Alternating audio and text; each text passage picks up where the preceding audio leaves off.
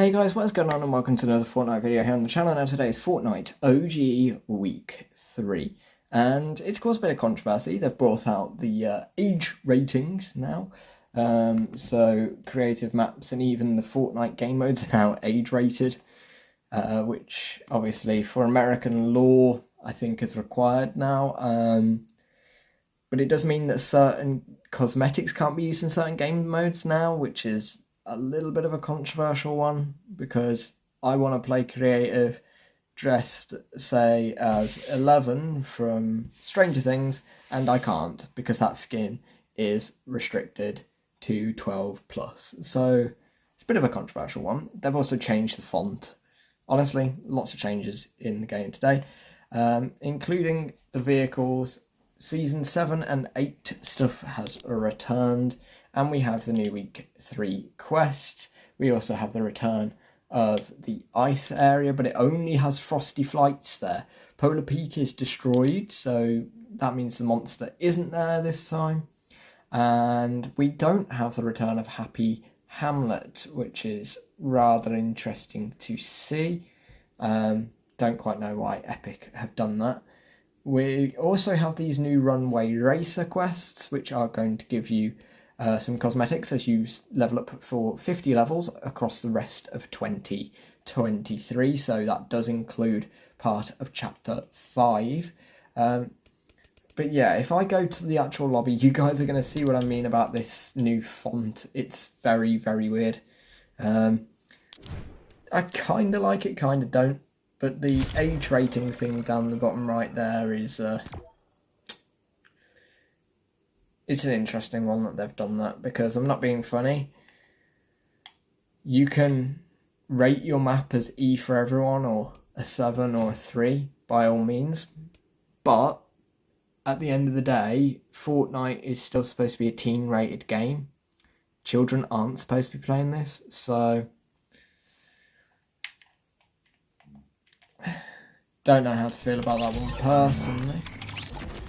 But let's jump in. We're going to go and check out the icy area first. But there is one other thing that I'm going to check out in this video, which is now over by Dusty Divot. As we know from my previous 2 weeks, the time machine is slowly but surely making its way across the map. Slowly but surely making its way to the Dusty Divot rocket. Well, the rocket still isn't built yet, but the time machine is over there now with our third audio log from none other than Dr. Sloan. So we probably want to go and check that out at some point as well. And it seems like Kevin the Cube is now doing something over at Loot Lake as well. Some of the pirate camp bases are back as well. So there's a fair few map changes. In terms of loot pool changes, the following items have been prompted: the suppressed pistol, suppressed submachine gun, quarter fortress, the LMG or light machine gun, the semi-auto sniper rifle, the bolt action sniper rifle, booby bombs, chiller traps, the 6-shooter, and the double barrel shotgun.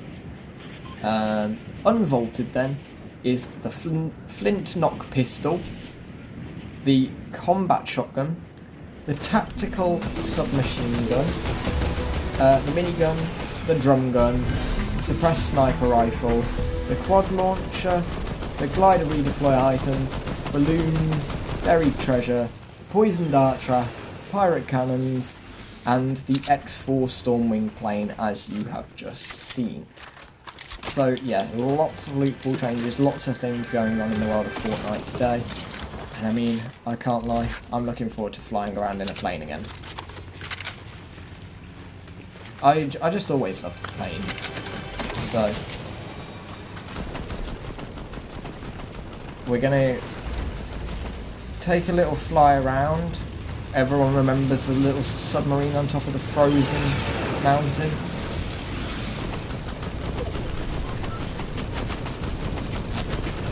So we're gonna head from where we were up over the destroyed Polar Peak that obviously doesn't exist because of the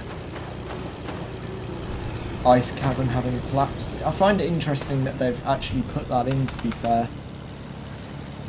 Kind of didn't expect them to do that.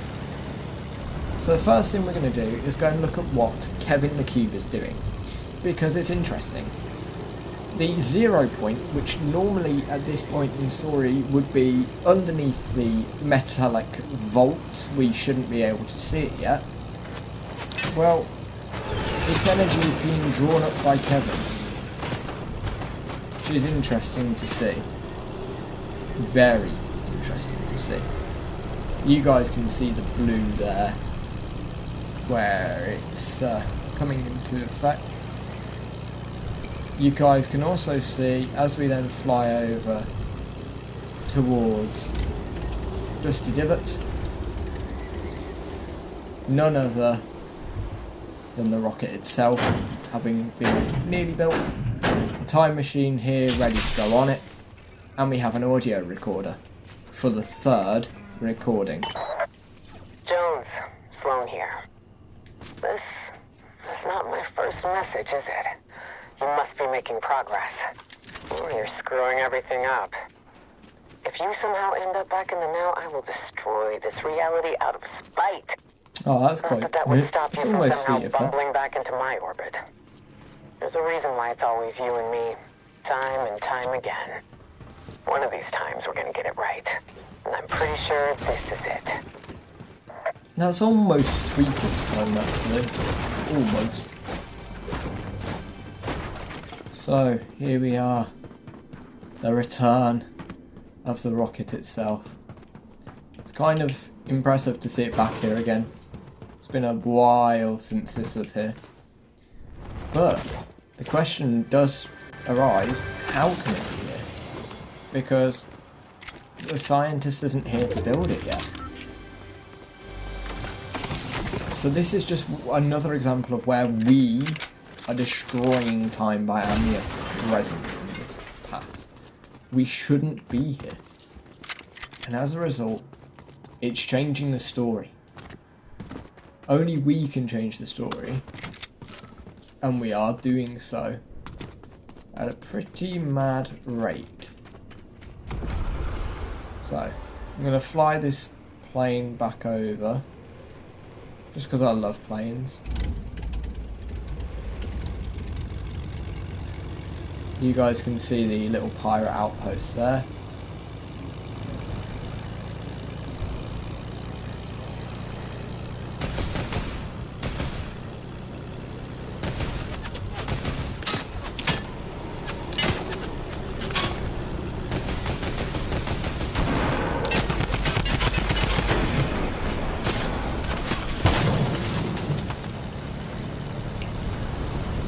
Right, seeing as we're running out of fuel, we're going to come into land.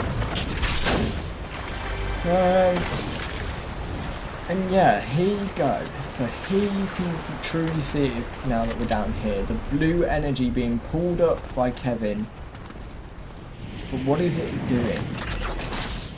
Because that shouldn't be happening. We all know how dangerous the cubes are.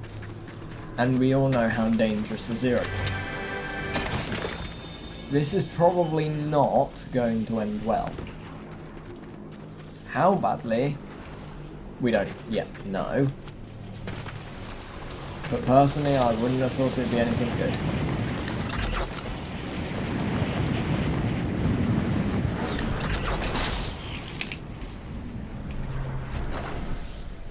We're going to come into land by this guy, try and kill him, and we're going to fail. That's fine. I mentioned about map changes earlier. The other one that I can think of off the top of my head is about the northeast or top right corner of the map.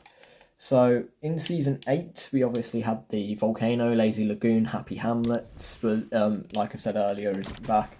But yeah, Sunny Steps and Lazy Lagoon and the volcano aren't back either. So we are genuinely changing the past of Fortnite. Something is going on here, and it is going to culminate soon. This time next week, we'll be going into week 4, which will be our final update, seasons 9 and X returning. And when that happens, the truly interesting part of that is we will also have our countdown to the Durian live event near the end of the season. Like, I know it's been a short one, and I know some people will be gutted to see it go again. Personally, I think it's for the best. I think having a shorter season for this was better because we don't want the nostalgia to wear off. And not only that, in the files today, they did update the Chapter 2 map.